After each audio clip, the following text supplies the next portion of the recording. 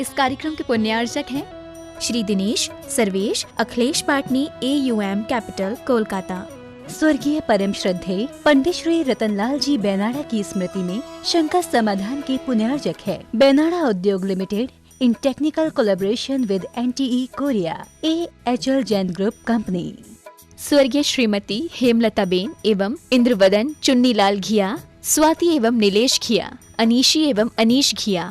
Vidyasagar consultancy, calibration of measuring instruments, HVAC validation, thermal mapping, office SF05 and 06 Shriji gold near Narayan Gurukul circle opposite Ballabh duplex Dabhoi, Waghodia ring road, Vadodara 390025 Gujarat India.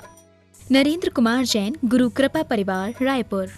स्वर्गीय श्रीमती मंगला स्वर्गीय श्री जम्बू कुमार गांधी की पुण्य स्मृति में श्रीमती कल्पना धर्मपत्नी श्री भारत जम्बू कुमार गांधी निवासी निमगांव केतकी तहसील इंदापुर जिला Pune Maharashtra. Creative seating systems Pune. 29 सितंबर को श्रीमती अनीता जैन की पुण्य स्मृति में पुण्यार्जक परिवार श्री विनय जैन पति, शिखा जैन बेटी, सिद्धार्थ जैन देवता, V Shah and company 475 Patparganj industrial area Delhi.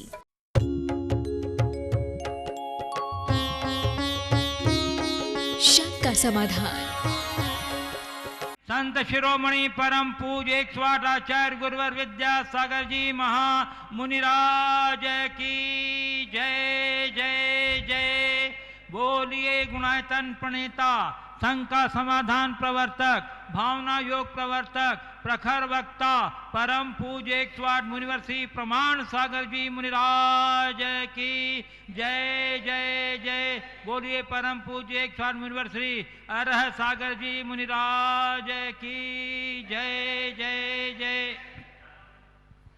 प्रिय बंधुओं, पारस चैनल, जिनवाणी चैनल एवं प्रमाणिक ऐप के माध्यम से प्रसारित होने वाले आज के शंका समाधान कार्यक्रम से देश एवं विदेश के जुड़े सभी श्रद्धालुओं का दिगंबर जैन समाज एवं पंचायत कटनी तथा धर्म प्रभावना समिति कटनी की ओर से हार्दिक हार्दिक अभिनंदन।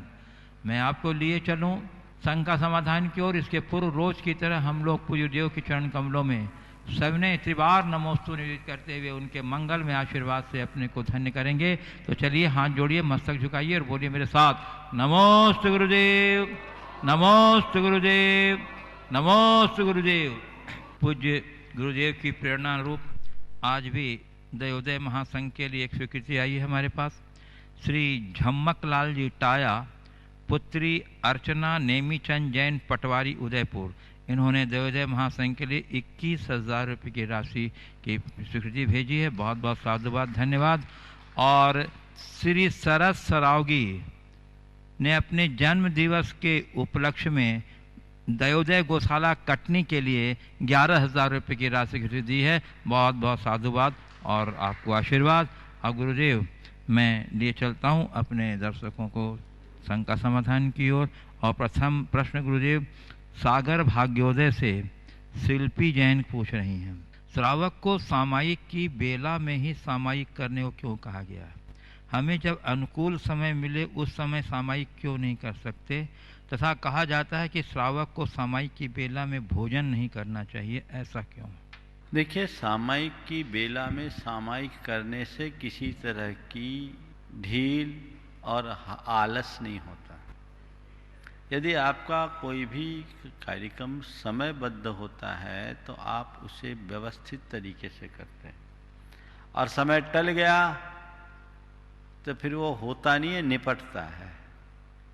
इसलिए आपको चाहिए कि जिसका जो काल है आप उसी काल में करें। सामायिक के काल में भोजन न करने की जो परिपाटी वो इसी वजह से है कि अभी आत्म ध्यान का काल है। ऐसा भी कहा जाता है संधि काल में भगवान की दिव्य ध्वनि खिरती है। तो जिस समय भगवान की दिव्य ध्वनि खिर रही है उस समय हम रोटी खाएं और उस समय भगवान का नाम लें। और सामायिक के काल में जब संधि काल में करेंगे तो उस समय हमारा नाड़ी तंत्र भी बहुत व्यवस्थित होता है, और वो भगवान की दिव्य ध्वनि का काल होने के कारण वो हमारे सामायिक के लिए विशेष लाभदायी होता है। इसलिए सामायिक के काल में ही सामायिक करने का प्रयास करना चाहिए। पूज्य गुरुदेव, कटनी मध्य प्रदेश से श्रीमती चंद्र प्रभा जैन कह रही हैं, महाराज जी बार बार सोना तपाने पर, बार बार गन्ने को काटने पर अपनी मिठास नहीं छोड़ता, ऐसे ही चंदन को घिसने पर अपनी सुगंधी नहीं छोड़ता। और फिर ये अजीब हैं, फिर भी अपने सच्चे गुण नहीं छोड़ते। कौन? ये सभी अजीब हैं, फिर भी अपने सच्चे गुण नहीं छोड़ते। और हम सजीव होकर अपने यथार्थ गुणों को रखना तो ठीक अनादिकाल से आज तक जान भी नहीं पाए। गुरुदेव, क्या हम अजीब से भी गए बीते हैं? कैसे जाने हम अपने गुणों को और पहचाने? यही तो अजीब बात है, अचरज की बात है। जड़ पदार्थ अपने गुण धर्म को नहीं छोड़ते, पर चेतन कैसा जड़ता क्रांत हो गया कि गुण धर्म को छोड़ने की बात तो बहुत दूर की, पहचान भी नहीं पाता। स्वभाव का ज्ञान करे और फिर उस स्वभाव को उद्घाटित करने का उद्यम करे। दरअसल अनादि कर्म बंध के संस्कार के कारण हम चेतन होकर के भी जड़वत हो गए हैं।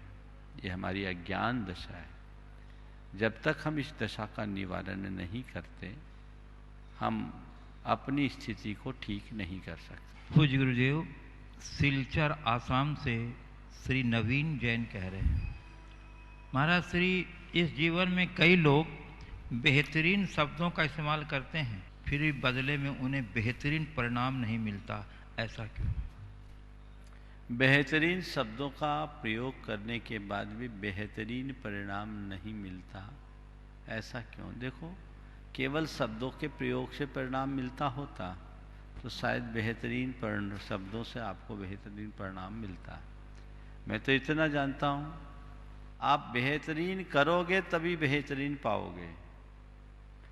हाँ, केवल शब्दों तक अपने आप को सीमित न रखें। अच्छा है, आपने अच्छे शब्दों का प्रयोग करने की कला विकसित की है, लेकिन हमें चाहिए कि हम सब कुछ अच्छा करने का प्रयास करें, निश्चित परिणाम अच्छा आएगा। पूज्य गुरुदेव, पार्ले पॉइंट सूरत गुजरात से श्री अशोक कुमार गांधी कह रहे हैं, महाराज श्री, जिंदगी में ऐसे देखने में आया है कि हमारे आंखें वही लोग खोलते हैं जिस पर हम आंख बंद करके भरोसा करते हैं। बहुत सुंदर। हाँ, ऐसा बिजनेस में सबसे ज़्यादा देखने को मिलता है। तो महाराज हमें बताएं कि हमको किसी पर आंख बंद करके भरोसा करना चाहिए या नहीं?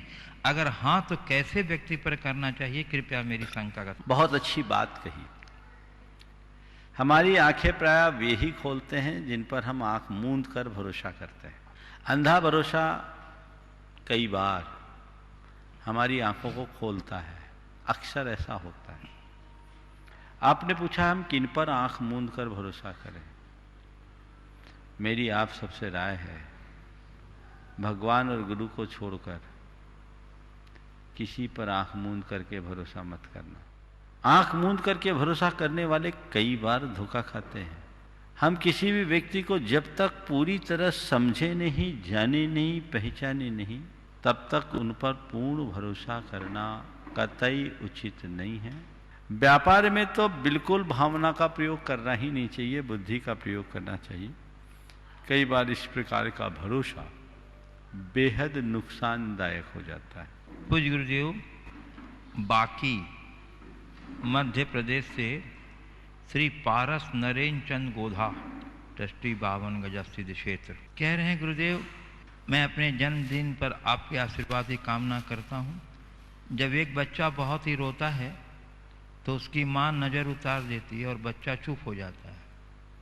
तो गुरुदेव, आज से करीब 35 साल पहले एक नवीन नाम के बालक पर आचार्य श्री विद्यासागर जी की नज़र पड़ी, तो उस बालक ने हिमालय की ऊंचाई को छू लिया। अपनी 4 बातों और शंका समाधान से लाखों करोड़ों लोगों का मार्ग प्रदर्शित किया। तो गुरुदेव, वो आचार्य श्री की नज़र थी या नज़रिया? और गुरुदेव, क्या नज़र अच्छी या बुरी दोनों प्रकार की होती है? कृपया समझ। मुझे नहीं मालूम नज़र क्या होता है, पर मैं इतना जानता हूँ गुरुदेव की नज़र मुझ पर कुछ ऐसी पड़ी कि मेरा नज़रिया ही बदल गया। और नज़रिया बदलता है तो नज़ारा बदलता ही। समझ गए? और एक बात बोलूं, गुरु की नज़र मुझ पर लगी नहीं, गुरु ने मुझे सही नज़र दे दी, मेरी नज़र खोल दी। क्या बात। और अगर तुम भी अपनी नज़र खोल लोगे तो अपने भीतर वह घटित कर लोगे जिसके तुम हकदार हो। मैं अपने आप को बड़ा भाग्यशाली मानता हूं कि सही समय पर मुझे गुरु की सही कृपा दृष्टि मिली। उनकी नज़र मुझ पर क्या पड़ी, मेरी नज़र ही बदल गई। उनने नज़र खोल दी। बस ऐसी आंखें खोल करके चले और जीवन के अंतिम लक्ष्य को प्राप्त करें। पूज्य गुरुदेव, गोपालगंज सागर मध्य प्रदेश से श्री राजेश जैन आरआई कह रहे हैं, गुरुदेव, जन्म, कर्म और मृत्यु ये लौकिक जीवन के 3 महत्वपूर्ण स्तंभ हैं। तो गुरुवर, जन्म स्थान, कर्म स्थान और मृत्यु स्थान ये व्यक्ति के जीवन में क्या महत्व रखते हैं? क्या इनके परिवर्तन से जीवन शैली, कर्मोदय, पाप और पुण्य भी परिवर्तित होते हैं? बहुत अच्छा सवाल है। जन्म, कर्म और मृत्यु ये हमारे जीवन के 3 आधार स्तंभ है। क्या जन्म स्थान, कर्म स्थान और मृत्यु स्थान के परिवर्तन से हमारे जीवन के शैली, कर्मोदय, शैली या कर्मोदय में परिवर्तन होता है? देखिए, निश्चित जन्म स्थान हमारे हाथ में नहीं,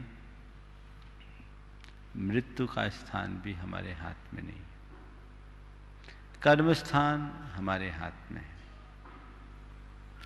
कर्म स्थान के परिवर्तन से जीवन में बदलाव आता है, क्योंकि कर्म सिद्धांत के अनुसार कर्म भी अपना फल द्रव्य, क्षेत्र, काल और भाव के अनुसार देते हैं। यदि किसी व्यक्ति का कोई कर्म स्थान बदल जाए तो हो सकता है उसके जीवन में बदलाव आए। जहां तक जन्म स्थान और मृत्यु स्थान का सवाल है, मृत्यु स्थान का तो हमें पता ही नहीं, जन्म का हमें फिर भी पता लगता है। और कोई व्यक्ति जन्म स्थान बदलेगा तो उसकी कुंडली भी उसी स्थान के अनुसार बनेगी। इसका मतलब स्थान के परिवर्तन से स्थिति में परिवर्तन होता है, इसे हमें स्वीकार लेना चाहिए। इसलिए जन्म, कर्म और मृत्यु है। मृत्यु भी ऐसा कहा जाता है कि अगर उत्तम क्षेत्रों में मरण होता है, तीर्थ स्थानों में मरण होता है, गुरु चरणों में मरण होता है, प्रभु के सानिध्य में मरण होता है, तो वह व्यक्ति सद्गति का वर्ण करता है। तो इस दृष्टि से देखा जाए तो मृत्यु का स्थान भी अपने आप में बड़ा महत्वपूर्ण है।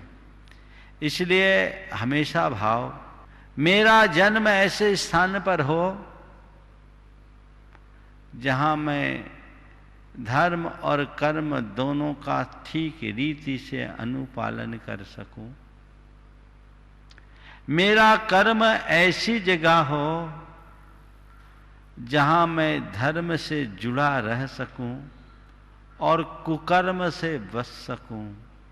और प्रभु, मेरा मरण ऐसी जगह हो जहां मैं अंत तक प्रभु का सुमरन कर सकूं। मेरा मरण अस्पतालों में आहें भरते हुए न हो, गुरु चरणों में नमोकार जपते हुए हो, ये भाव रखना चाहिए। इसलिए स्थान से स्थिति में परिवर्तन होता है, इसे स्वीकार लेना चाहिए।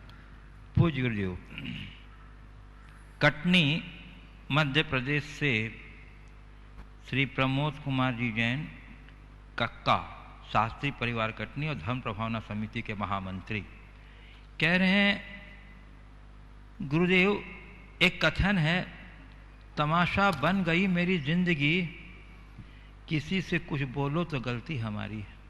तमाशा बन गई मेरी जिंदगी, किसी से कुछ बोलो तो गलती हमारी और कुछ ना बोलो तो भी गलती हमारी। वाह। गुरुदेव दिशा बोध देने की कृपा करें कि शेष जिंदगी को तमाशा बनने से बचाया जा सके। तमाशा बन गई जिंदगी, किसी से कुछ बोलो तो गलती हमारी है, और ना बोलो तो भी गलती हमारी है। आपने पूछा है शेष जिंदगी के लिए तमाशा न बने मेरा, तमाशा न बने, इसके लिए दिशा बोध दें। मैं तो एक ही बात कहता हूँ, जब जिंदगी तमाशा बन गई तो क्या दिक्कत है? तमाशा देखने का मजा लो, तमाशा दिखाना बंद करो। अगर लगता है कि जिंदगी तमाशा बन गई है, सहज भाव से, साक्षी भाव से देखो। कोई तुम्हें आरोप लगाए, सहज भाव से स्वीकार करो। प्रत्यारोप रहे, सहज भाव से स्वीकार करो। ये तमाशा है, मैं उसका मजा ले रहा हूं। बस तमाशा देखना, तमाशा दिखाने की कोशिश मत करना। पूज्य गुरुदेव, आकोला महाराष्ट्र से श्रीमती संगीता गव्हाणे नमोस्तु पूर्वक कह रही हैं, गुरुदेव आज मेरा जन्मदिन है। गुरुदेव इस जन्म को सफल बनाने के लिए मुझे आशीर्वाद दीजिए कि मेरे जीवन में धर्म का सर्वोच्च स्थान हो और मैं धर्म में और आगे बढ़ सकूं और जीवन के अंतिम समय में संलेखना पूर्वक समाधि मरण कर सकूं। और इसके लिए क्या भावना भानी चाहिए कि हमारी इच्छा भी पूरी हो। और गुरुदेव मेरी एक जिज्ञासा है कि जब देवों की आयु पूर्ण होती है तो उन्हें 6 महीने पहले ही आभास हो जाता है, उनके गले की माला मुरझा जाती है, तो उन्हें पता चलता है। तो गुरुदेव मेरी जिज्ञासा ये है कि हमारे लिए ऐसा कोई संकेत है क्या, ताकि हम भी सावधान हो सकें? बहुत अच्छा सवाल है। सबसे पहले तो आपकी भावना सार्थक हो, आपने अपने जन्म को सार्थक करने का मनोभाव रखा है और संलेखना पूर्वक इस संसार को छोड़ने का जो मनोभाव भाया है, निरंतर भावना भाएं कि मेरा अंत में समाधि मरण हो। ये भावना आपके भवितव्य को अच्छा बनाएगी। दूसरी बात जो आपने पूछा कि देवों के लिए तो 6 महीने पहले ये माला मुरझाने से आभास हो जाता है कि हमारी मृत्यु आने वाली है। हम लोगों को, मैं आपको बताऊं, देवों को तो 6 महीने पहले मिलता है, अपनों को तो 20 वर्ष पहले मिल जाता है। जब बाल पकने लगे समझना एक संकेत आ गया, दांत गिरने लगे समझना दूसरा संकेत आ गया, आंखों से दिखना कम हो जाए समझना तीसरा संकेत आ गया, कानों से सुनाई कम पड़ने लगे समझना चौथा संकेत आ गया, और अगर हार्ट अटैक आ जाए तो समझना ईमेल आ गया। ईमेल आ गया। इन संकेतों को समझो और इन्हें समझकर अपने जीवन को सही दिशा में लगाने की कोशिश करो। पूज्य गुरुदेव, एक प्रश्न गुरुदेव कल आया था परंतु समय अभाव के कारण नहीं पूछा जा सका। इनका प्रश्न है गुरुदेव नागपुर से प्रिया आशीष जैन। गुरुदेव मेरा प्रश्न ये है कि आज वर्ल्ड फूड डे है, तो मुनि श्री मैं यही चाहती हूँ कि आप खाने का महत्व हम लोगों को बताएं कि खाना वेस्ट ना करें, क्योंकि इस समय लॉकडाउन में बहुत सारे लोगों को खाना नहीं मिला, वो काफ़ी टाइम तक पैदल चले, उनको खाने की बहुत ज़्यादा प्रॉब्लम हुई। और हमारे यहाँ जो हमारे महाराज जी हैं जहाँ पर भी रुकते हैं वहाँ पर लोगों के लिए भोजनशाला की व्यवस्था की जाती है, तो वहाँ पर भी लोग खाने को वेस्ट करते हैं। गुरुदेव आप मेरी शंका का समाधान कीजिए और लोगों को खाने का महत्व बताइए। देखिए, भोजन का जीवन में महत्वपूर्ण स्थान है और व्यक्ति को भोजन के प्रति बहुत जागरूक होना चाहिए। सबसे पहले आपने बताया वर्ल्ड फूड डे, अब तो सब चीज़ का एक एक दिन डे हो गया। मुझे लगता है 365 दिन में रोज़ कोई ना कोई एक दिन होगा। ठीक है, अच्छी बात है। मैं एक संदेश सभी को देना चाहिए। कल हो गया क्या? कल था ये, कल था 16 तारीख। हाँ, अच्छा, प्रश्न कल आया था।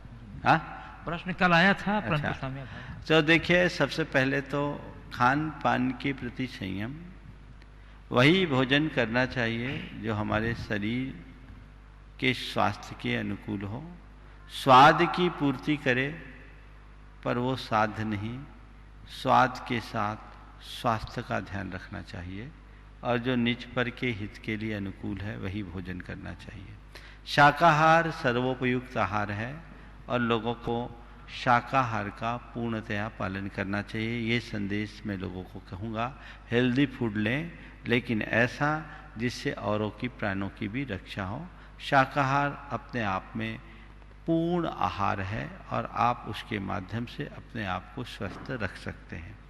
जहाँ तक भोजन की बर्बादी का सवाल है, ये बहुत ही शर्मनाक है। लोगों को अपने खाने पीने के समय में इस बात का ध्यान रखना चाहिए कि एक दाना भी व्यर्थ न जाए। उन लोगों को देखो जो दाने दाने के लिए मोहताज होते हैं और आप उसका अपव्यय करते हैं। ये उचित बात नहीं है। इसके लिए हमें बहुत सावधान रहना चाहिए।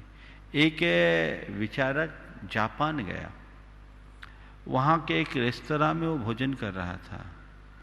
भोजन करने के बाद कुछ वो जूठा छोड़ने लगा। जूठा छोड़ के जब उठने लगा तो वहाँ जो वेटर था उनने कहा प्लीज़ आप इसको लीजिए। बोले नहीं, मैं नहीं खा सकता, मैं इसका पे कर दूंगा। तो उसने जो बात कही वो उसकी आंखें खोल दी। बोले ठीक है, आप पे तो कर सकते हैं, पर हम अपने देश के संसाधनों को विनष्ट करना नहीं चाहते, प्लीज़ आप इसे ले लीजिए। वो व्यक्ति शर्मिंदा होकर के लिया। ये हमारे संसाधन है, रिसोर्स है, इनका सही प्रयोग होना चाहिए। इसकी व्यर्थ बर्बादी कभी नहीं करनी चाहिए। आप कहीं भी जाएं बिल्कुल जूठा न छोड़ें। मैं तो समझता हूँ जो जूठा छोड़ता है कल जूठा खाने की नौबत आ सकती है, क्योंकि ये अंतराय है, निज पर के लिए बाधक है। इसलिए इस तरह बहुत सजग और सावधान रहना चाहिए। इसी सावधानी आवश्यक और अपेक्षित है। इस पर आपका ध्यान होगा तभी आप कुछ अच्छा कर सकेंगे। इसलिए कहीं भी जाएं, कई जगह भोजनशाला में ये बार बार अनाउंसमेंट किया जाता है, उतना ही ले थाली में, व्यर्थ न जाए नाली में, ये बोलते हैं। लेकिन ये लोगों को खुद समझना चाहिए, हम क्यों बर्बाद करें। जितना आवश्यक और अपेक्षित है उतना ही लेना चाहिए, और ये जागरूकता तो होनी ही चाहिए। पूज्य गुरुदेव, रीठी कटनी मध्य प्रदेश से कुमारी मयूरी जैन कह रही हैं, महाराज श्री यह प्रश्न मेरे पापा का है। वो कह रहे हैं जब हम बच्चे थे तो बड़ों की बात मानने का कल्चर था, अब हम बड़े हुए तो बच्चों की बात मानने का कल्चर आ गया। हमारी तो किसी ने सुनी ही नहीं। महाराज जी, इसी सुनी नहीं सुनी में जीवन निकला जा रहा है। तो गुरुदेव, ऐसे में एक विचार अंतरंग में उठता है कि काश कोई होता जो मेरी बात मानकर मुझे संतुष्ट कर पाता। गुरुदेव, उसकी तलाश कैसे करूं? बड़ी विचित्र बात उपस्थित हुई है। बचपन में कहा जाता था कि हमें बड़ों की बात माननी चाहिए, और आज कहा जा रहा है कि हमें बच्चों की बात माननी चाहिए। हमारी स्थिति बड़ी विचित्र हो गई। पहले हमने बड़ों की बात मानी और आज बच्चों की बात माननी पड़ रही है। आखिर कोई मेरी बात माने ऐसा तो मिले। मैं आपसे कहता हूँ, आप इसमें थोड़े नकारात्मक दिशा में चले गए। इसमें तो गर्व होना चाहिए, क्योंकि आपके पहले की पीढ़ी केवल बड़ों की बात मान के रह गई, लेकिन आप ऐसे हुए जिनने बड़ों की भी मानी और बच्चों की भी मानी। आने वाली पीढ़ी को केवल बच्चों की माननी होगी आपके कथनानुसार, लेकिन आप ऐसी कड़ी बने जिनने बड़ों की भी मानी और बच्चों की भी मानी। मैं तो इतनी ही जानता हूँ, जो औरों की मानता है जगत में उसी की मान्यता होती है। आप इसको लेकर के अपने मन में मायूसी न आने दें। ये सोचे बहुत अच्छा है, कोई तो मेरी मानता। एक बात बोलूं, कोई मेरी माने ये मेरे हाथ में नहीं है, पर मैं सबको मान लूं ये मेरे हाथ में है। मनाने की बात अहंकार को उत्पन्न करती है और मानने में विनम्रता प्रकट होती है। आप ये अहंकार को तिलांजलि दीजिए कि कोई मेरी बात माने, ये दुखी करने वाली है। और इस स्थिति को विनम्रता पूर्वक स्वीकार लो कि मैं सबकी मानूं, मान रहा हूं, अंत तक मानूं, और मैं मानता हूं सब मुझसे राजी है, मुझे क्या हानि। दृष्टिकोण ऐसा होना चाहिए, तभी आप अपने जीवन में कुछ अच्छा कर सकेंगे। पूज्य गुरुदेव, प्रामाणिक समूह के सक्रिय सदस्य श्री भावेश जैन गोदावत पुणे महाराष्ट्र से कह रहे हैं, महाराज श्री, हमारे समाज में उपहार, भेंट या सगुन देने की परंपरा है। कहीं कहीं तो हम किसी के उपहार के बदले उपहार दे भी सकते हैं, मगर कुछ सामाजिक रीतियां ऐसी होती हैं कि हमें उपहार सगुन दिया जाता है मगर हम वापस नहीं दे सकते, क्योंकि ऐसा कोई रिवाज नहीं, और इसके कारण हम आजीवन ऋणी बने रहते हैं। गुरुदेव, क्या हम किसी के प्रेम पूर्वक या रीति रिवाज के कारण दिए गए सगुन या भेंट लेकर के कहीं परिग्रह तो नहीं पढ़ा रहे, या कहीं कृतज्ञता का तो अनुपालन नहीं हो रहा है? देखिए, लेन देन में आडंबर तो नहीं होना चाहिए, लेकिन हमारे यहाँ की जो भी रीतियाँ हैं ये बड़ी गहरी सांस्कृतिक मूल्यों से जुड़ी हुई। आपने कहा किसी से हमने कुछ लिया और दिया, तो जहाँ लेन देन दोनों हो जाता है उसमें हमारे भीतर जो आत्मीयता और प्रगाढ़ता होनी चाहिए वो परिलक्षित नहीं होती। लेकिन यदि किसी व्यक्ति ने आपको कुछ दिया, भले वो अल्प या अधिक मूल्य वाली हो, आपने उन्हें वापस कुछ नहीं दिया और आप उसके ऋणी बने, तो हमारी संस्कृति कहती है कि मनुष्य को लोगों का ऋणी बन के रहना चाहिए। आप अगर ये महसूस करें कि मैं उसका ऋणी हूं, तो ये भाव आपके हृदय में कृतज्ञता का गुण विकसित करेगा, अहंकार को प्रकट नहीं होने देगा। तो ये तो अच्छी बात है ना। हमें कुछ का ऋणी बन के रहना चाहिए ताकि आपको उसका एहसास और आभास होता रहे। बहुत अच्छा। भले आप उपहार के रूप में कभी किसी को कुछ न दे सके, पर ये ऋण स्मरण उनकी आपद विपत्ति में आपको उनके सामने खड़ा होने को विवश करेगा और आप अपना धर्म निभा पाएंगे। इसलिए हमें ऋणी बनना चाहिए, समझ गए? ऋणी बनना चाहिए, लेकिन दूसरों का ऋण लेकर उसको खा जाने वाला मत बनो, ऋण चुकाने का भाव रखो। पूज्य गुरुदेव, गुणायतन के शिरोमणि संरक्षक श्रीमती शिल्पी अनुराग सोंधिया गढ़ाकोटा नमोस्तु पूर्वक कह रही हैं, गुरुदेव, प्रसन्न रखने के लिए पहले खुद को प्रसन्न रखना पड़ता है। पर महाराज जी, हकीकत तो ये है कि सुख से मिलती है खुशी और हमारी खुशी से लोग होते हैं दुखी। हमें देते हैं दुख और करते हैं दुखी, फिर हम कैसे रहें खुश और दे सकें दूसरों को खुशी? गुरुदेव, हमें बताएं कि सुख की गंगोत्री से खुशी की गंगा कैसे बहाएं कि गंदे नालों से बचते हुए हम आनंद के सागर में समा जाएं। सुख की गंगोत्री से खुशी की गंगा हम कैसे बहाएं कि गंदे नालों से बचते हुए हम आनंद के सागर में निमग्न हो जाएं। पहले सुख की गंगोत्री तक तो पहुंचो। गंगोत्री से ही गंगा बहती है और वो गंगा अंदर से निकली है। जब तक तुम्हारी बहर दृष्टि होगी, गंगोत्री नहीं बन पाओगे। अंदर भरा है वो प्रवाह, उसे उद्घाटित करो। उस गंगोत्री को तो अभी बंद किए हुए, ढके हुए तुम्हारे ऊपर अज्ञान और अहंकार का ढक्कन चढ़ा है, उसे हटाओ। पदार्थ रहित सुख, पारमार्थिक सुख, आंतरिक सुख, आध्यात्मिक सुख को जो तुम्हारे भीतर छिपा पड़ा है, भरा पड़ा, उसे उद्घाटित करो।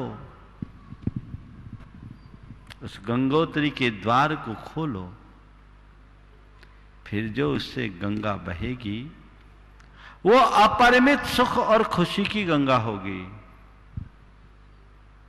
और एक बात बोलूं, एक बार अंदर की सुख की गंगा बहने लगे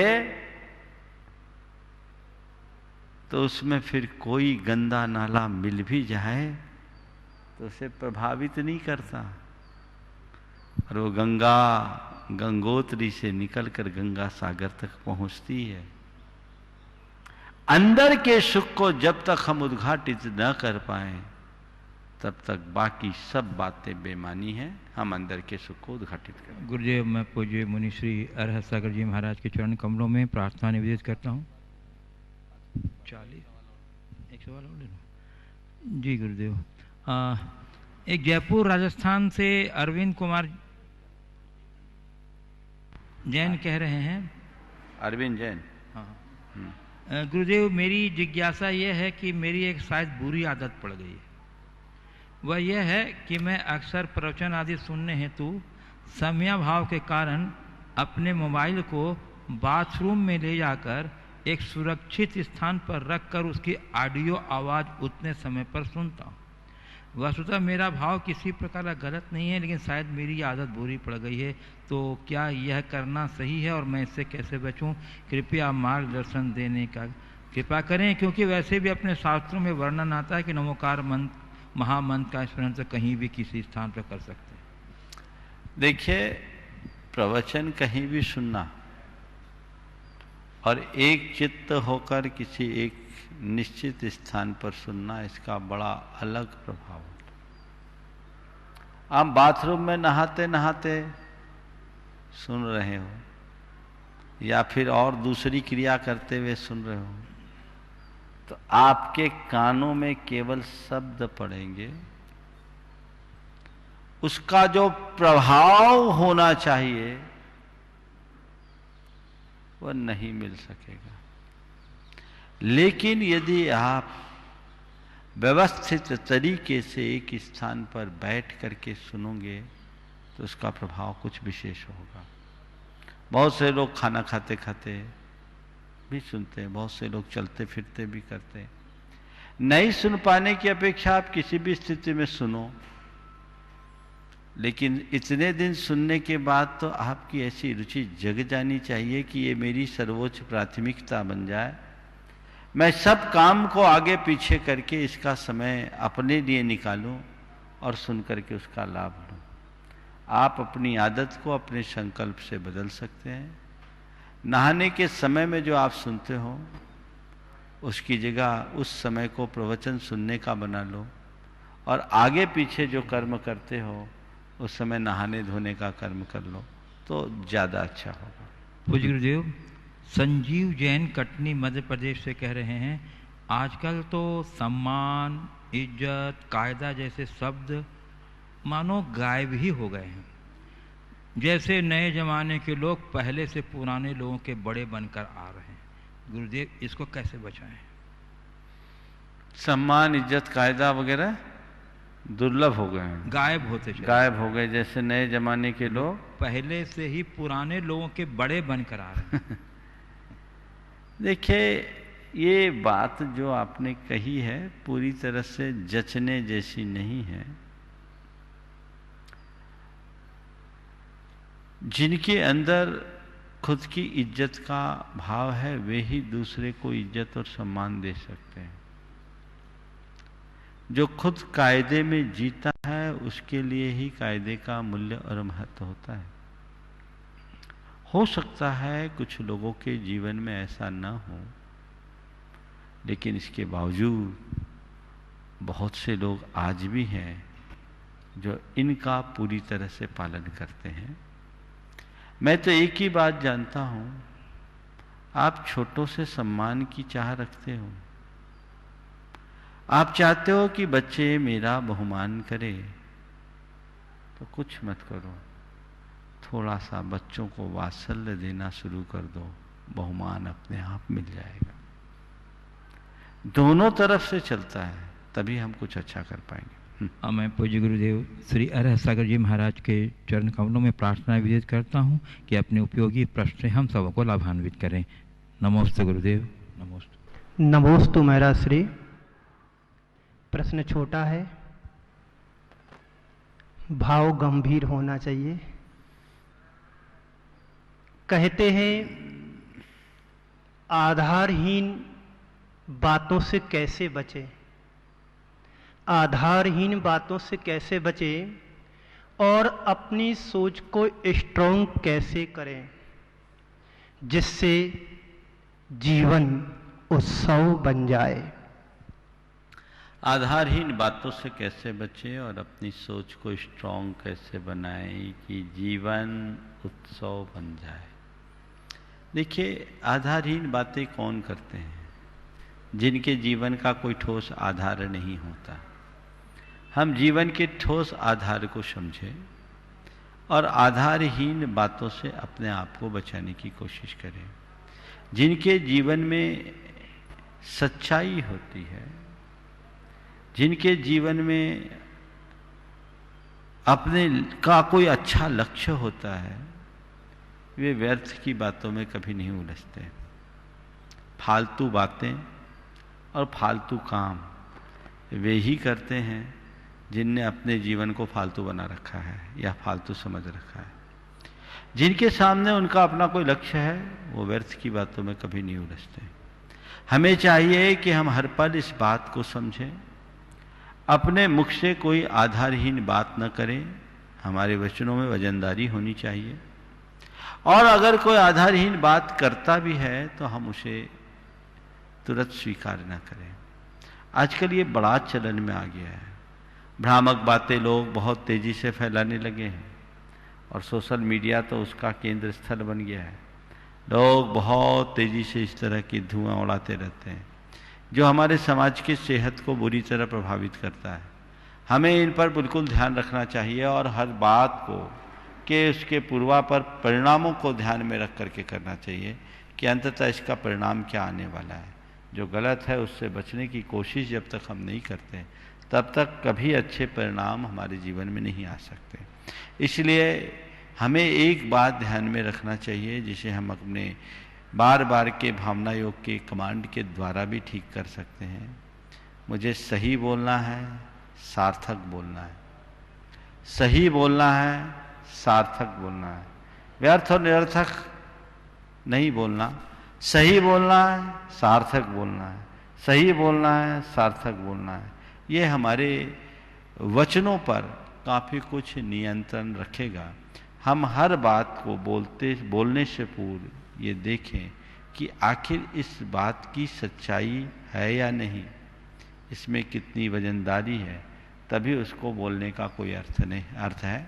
अपने विचारों को स्ट्रॉन्ग बनाने के लिए व्यक्ति को सतत मननशील बनना चाहिए। चिंतन को सकारात्मक दिशा देनी चाहिए। अच्छा साहित्य पढ़ना चाहिए, सत्संग करना चाहिए, और जैसा मननशील मैंने बोलने को बोला, स्वात्म चिंतन करना चाहिए।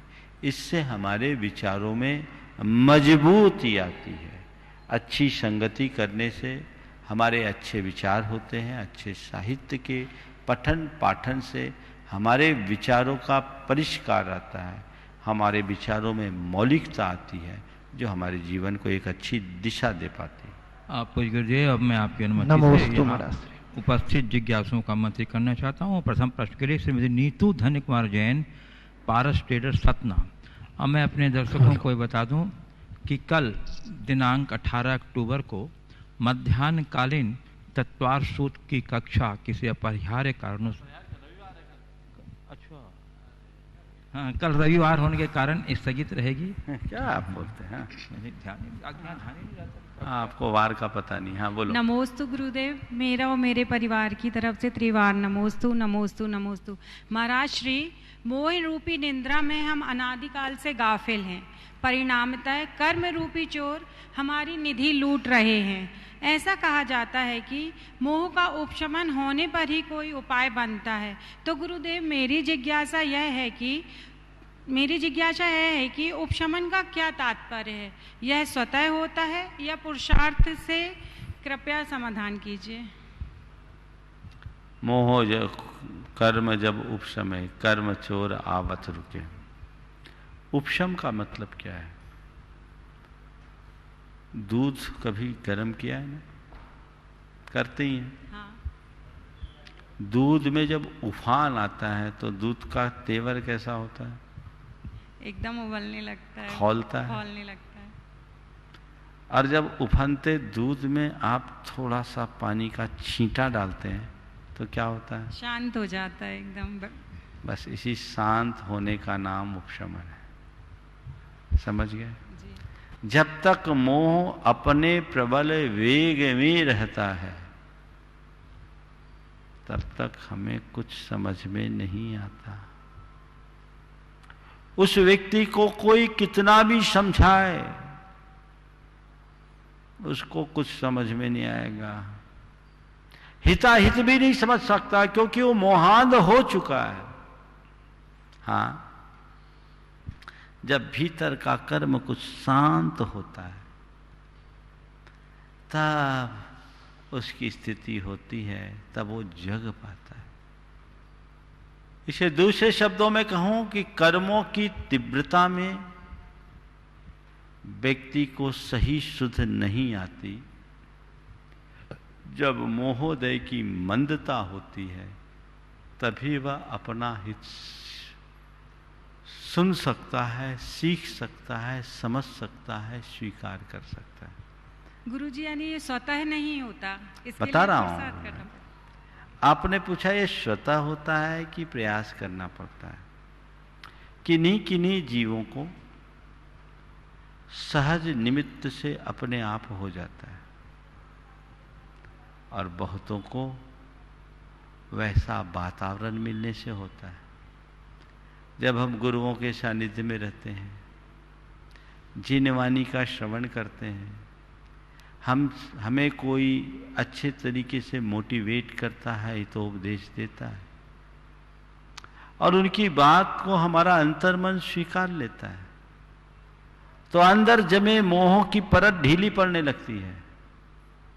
मोह का उबाल शांत होता है, हमारी अंतर्दृष्टि खुलती है और हमारे जीवन की व्यवस्था बदलती। नमोस्तु गुरुदेव। दीजिए प्रश्न के लिए मैं आमंत्रित कर रहा हूँ श्रीमती शशि जैन, कृषि विकास केंद्र कटनी, और उसके बाद तैयार रहेंगे गुणायतन ट्रस्टी श्री मुकेश कीर्ति, मेट्रो दिल्ली। हे गुरुदेव, कृषि विकास केंद्र परिवार की ओर से नमोस्तु नमोस्तु नमोस्तु। गुरुदेव, मेरी जिज्ञासा ये है कि जीवन के इस पड़ाव में चारों ओर अंधकार ही अंधकार दिखाई देता है। इस अंधकार को दूर करने के लिए दिया, तेल और बाती कहाँ से लाऊं? दिया, तेल और बाती सब अपने भीतर है, कहीं से लाने की जरूरत नहीं है। समझ गए? कुछ नहीं करना है, केवल दिया सलाई जलाकर उसे जलाने का उद्यम करना है। समझ गए? हर जीव के भीतर वह दिया है, उसमें तेल भी है, बाती भी है, पर उसका उसे पता नहीं। अपने हिये के दिए को उनसे लगा दो जिनका दिया जला दिख रहा है। लौ से लौ लगेगी, जीवन में प्रकाश ही प्रकाश होगा, नहीं तो सिवाय अंधकार के कुछ भी नहीं बचेगा। गुणायतन ट्रस्टी श्री मुकेश कीर्ति, मेट्रो दिल्ली। उसके बाद तैयार रहेंगी श्रीमती अनामिका अंकित जैन, अरविंद राजा, जबलपुर। नमोस्तु भगवान, नमोस्तु। यदि कोई श्रावक मुनियों की वैयावृत्ति के लिए तेल की या अन्य किसी भी प्रकार की मालिश लेप आदि करता है तो यह कहाँ तक उचित है और कुछ लोगों का कहना है गुरुवर इसमें श्रावक भी और मुनि भी दोनों को दोष लगता है, क्योंकि इसमें असमय में आहार ग्रहण का दोष है। तो ये कहाँ तक ठीक है गुरुवर? देखिए, लोग कुछ भी कह दें, इससे क्या होता है? थोड़ा सा जिसने जैनागम को ठीक तरीके से पढ़ा हो वो कभी ऐसा नहीं बोल सकता। इसे समझने के लिए मैं आपको जैन आगम में आहार की क्या व्यवस्था है सो बताता हूँ। सामान्यतया आहार आप लोग जो हम लोग भोजन ग्रहण करते हैं उसको मानते हैं, पर जैन आगम में 6 प्रकार के आहारों की चर्चा है। सबसे पहले लेपाहार, दूसरा ओजाहार या तेजाहार, तीसरा मानसिक आहार, चौथा कवलाहार, पांचवा कर्माहार और छठवां नो कर्माहार। आहार यानी ग्रहण करना। सबसे पहला आहार है लेपाहार, जहां शरीर के लेप से ही शरीर के लिए आवश्यक आहार का ग्रहण हो जाए। ये लेपाहार केवल 1 इंद्रियों का होता है। अच्छा, हम लोगों के लिए या आप लोग अपने शरीर में कहीं तेल लगाते हैं तो वो आपकी चिकित्सा है, आहार नहीं। आपका जीवन तेल के लेप से नहीं चल सकता। आगे बताएंगे हमारा आहार क्या है। पर 1 इंद्रियों को कुछ खाने की व्यवस्था ही नहीं, उनके पास रसना ही नहीं है, वो शरीर के लेप से ही आहार ग्रहण करते हैं। उनको अपने शरीर के लिए आवश्यक और अपेक्षित पोषक तत्व उनसे प्राप्त हो जाता है। ये कहलाता है लेपाहार। दूसरा आहार है तेजाहार या ओजाहार। ये पक्षी जो अंडे देते हैं उस अंडे को अपनी उष्मा देते हैं। उनकी उष्मा से अंडे में रहने वाला जो चूजा है वो विकसित होता है, सेते हैं बोलते हैं ना, ये उनका आहार है, उसी से उन्हें पोषक तत्व मिलते हैं। ये केवल अंडे से उत्पन्न प्राणियों का आहार है। तीसरा आहार है मानसिक आहार। ये देवों को होता है। देवों के कंठ में अमृत होता है।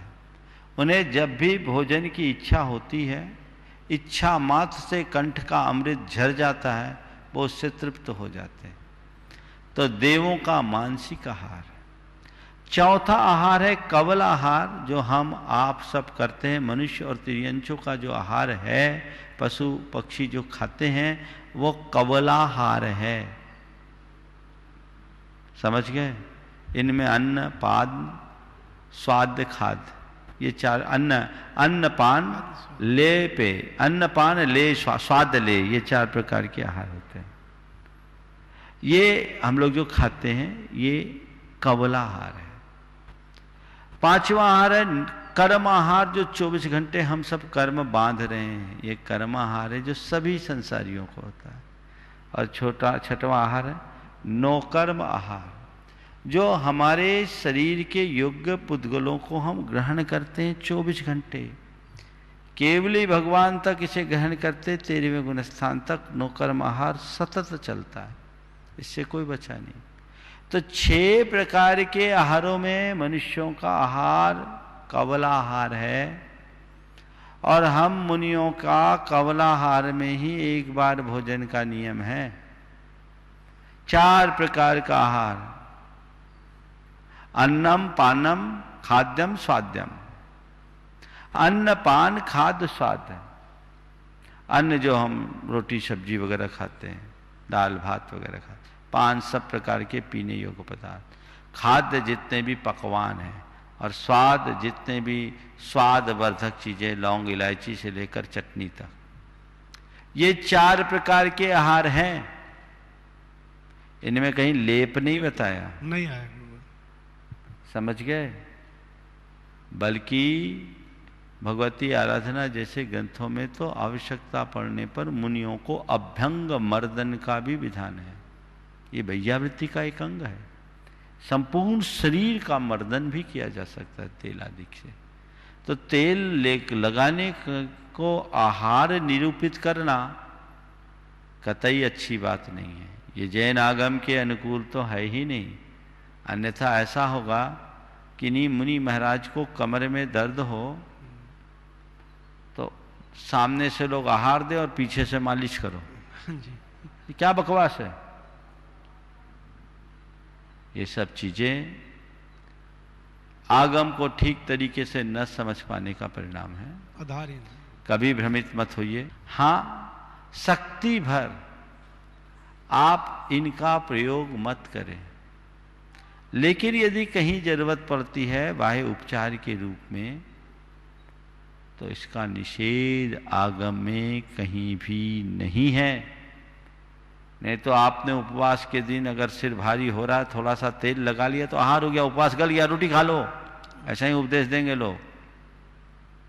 ऐसे लोगों से बच के रहना चाहिए। श्रीमती अनामिका अंकित जैन, अरविंद राजा गुणायतन सचिव मंत्री जबलपुर, और उसके बाद तैयार रहेंगी श्रीमती विद्या जैन कृषि विकास केंद्र, और उसके बाद श्रीमती नीरू मनोज जैन फैशन गाइड कटनी। गुरुवर के चरणों में त्रिवार नमोस्तु नमोस्तु नमोस्तु।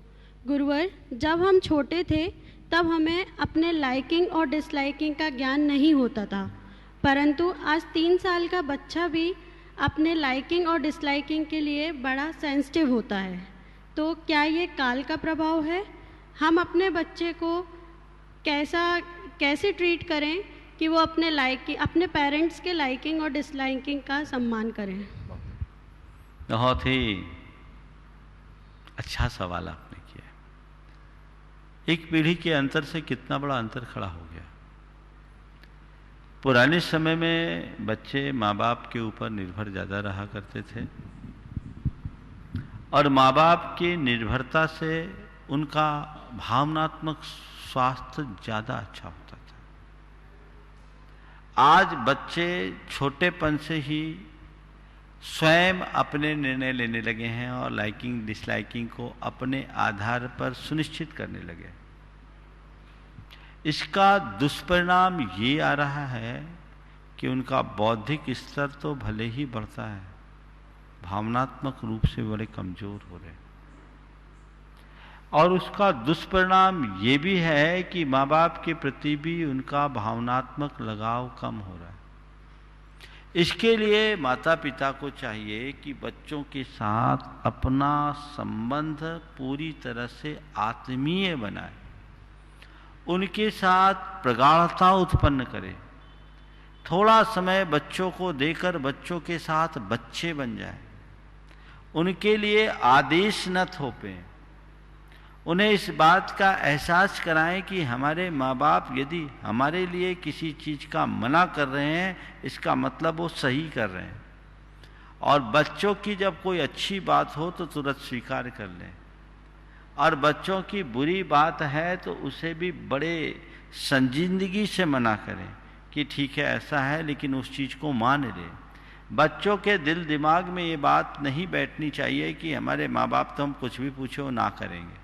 बहुत सारे बच्चों के साथ ऐसा होता है, तो फिर वो माँ बाप की बात को गिनते नहीं या बताते नहीं, जो करना है कर लेते हैं। पूछो क्यों नहीं बताया, बोले हमको मालूम था, आप मना कर देते हैं।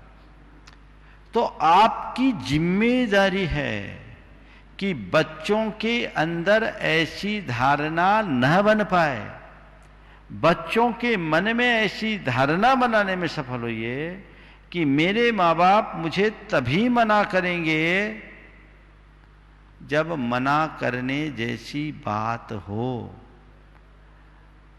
अगर सही बात होगी तो कभी मना नहीं करेंगे।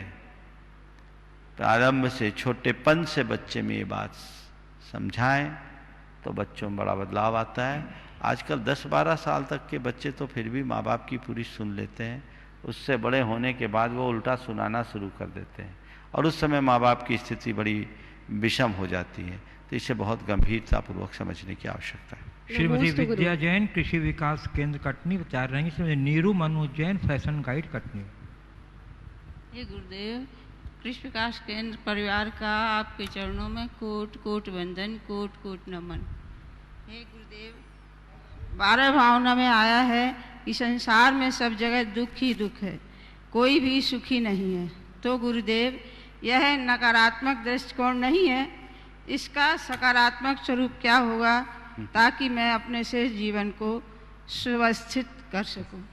संसार में दुख ही दुख है, कोई सुखी नहीं है, ये कहना नकारात्मक दृष्टिकोण नहीं है, बल्कि जीवन के नकारात्मकता को हटाने का सकारात्मक प्रयास है।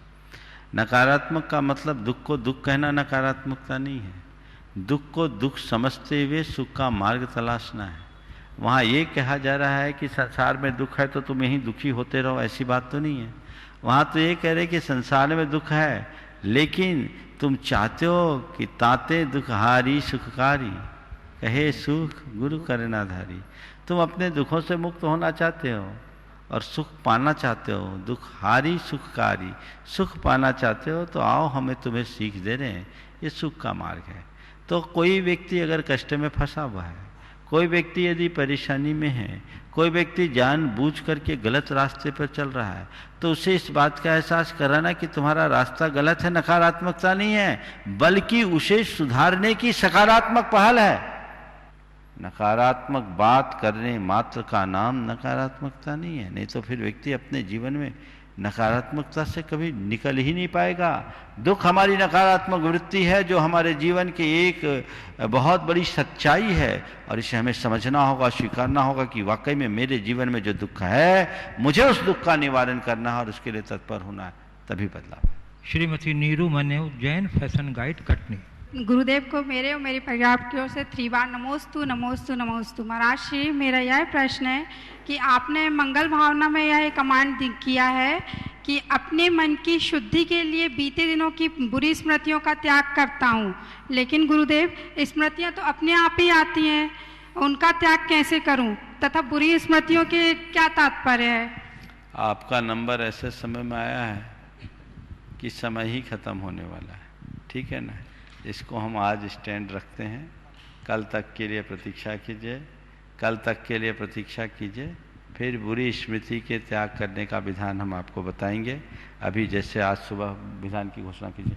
बंधुओं, अत्यंत प्रसन्नता है कि इस वर्ष भी आगामी अष्टानिका महापर्व के पावन प्रसंग में पूज्य गुरुदेव के सत्संग सानिध्य में स्थानीय दिगंबर जैन पंचायत कटनी, धर्म प्रधान समिति कटनी, श्री चक्र महामंडल विधान सिद्ध संस्कृत का यहाँ आयोजित होने जा रहा है, और यह विधान अष्टमंडलीय विधान होगा। वर्तमान कोरोना की परिस्थिति को देखते मैं बोल देता हूँ, समय कम है। देखिए, आज प्रातःकाल समाज ने यहाँ सामूहिक रूप से निवेदन किया। निवेदन तो बहुत दिनों से हो रहा था, देश भर के लोगों का हो रहा था, और सभी लोग अष्टानिक के दिनों में सिद्ध चक्र महामंडल विधान के लिए बहुत दिनों से प्रतीक्षारत थे। लोग चाहते हैं कि विधान हो, और ऐसी वर्तमान स्थिति को देखते हुए मैंने सभी को एक ही बात कही कि भैया विधान तो हो सकता है, लेकिन सारी सुरक्षा के प्रावधानों को ध्यान में रखते हुए अभी देश काल की स्थिति ऐसी नहीं है कि हम सार्वजनिक रूप से जैसे पिछले वर्षावासों में विधान संपन्न हुए वैसे संपन्न हो। इसलिए आज सुबह हमने कुल 8 मंडल के विधान का आशीर्वाद दिया है, जो 8 परिवार यहाँ उपस्थित होंगे। लगभग नाम भी सारे आ गए हैं, और उसमें कटनी वालों को प्रमुखता दी गई है, लेकिन कुछ लोग हैं जो बाहर के भी आएंगे, जिनकी बड़ी प्रबल इच्छा है, वो इसमें समायोजित हो सकते हैं। तो यह विधान में जिनको भी आना है कल तक अपने नाम दे दें, ताकि पूरे हो जाए, नहीं तो फिर बाहर वालों को मिल जाएगा चांस, तो कटनी वाले फिर हमसे शिकायत न करना, क्योंकि ये विधान सीधा प्रसारण होगा, लोग घर बैठे इसका लाभ लेंगे।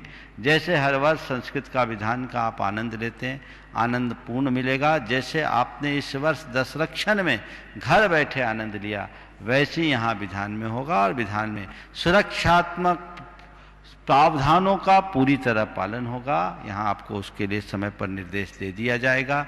आने वाले 22 नवंबर से अष्टानिका में ये विधान है। इस भाव से विधान करो, ऐसी विशुद्धि के साथ विधान करो कि हमारे कर्म तो जले ही जले, इस संसार की जो आपदा विपदा महामारी है वह भी कुछ शांत हो सके, सभी सुख की सांस ले सके, इस भाव से आप सबको प्रयास करना है। समिति यहाँ निरंतर निवेदन कर रही थी, तो आज सुबह उसकी चर्चा आई और उसी के अनुरूप कार्यक्रम की रूपरेखा बनी है। तो जो भी विधान होगा, ऐसा मत समझना कि विधान है तो हम कार्यक्रम बना लें। यहाँ बहुत सीमित जो भी विधान में रहेंगे वे 24 घंटे यहीं रहेंगे। जैसे अभी आहारचर्या आदि के निमित्त रहते हैं, वैसे ही घर परिवार का मोह छोड़कर अष्टानिक में सिद्धों की 8 दिवसीय आराधना का ये अवसर जिनको यहाँ मिलने वाला वे तो भाग्यशाली हैं ही, लेकिन आप चाहेंगे तो अपने घर बैठे भी इसका पूर्ण आनंद पूरी सुरक्षा के साथ ले सकते। बोलिए परम पूज्य आचार्य गुरुवर श्री विद्यासागर जी महाराज।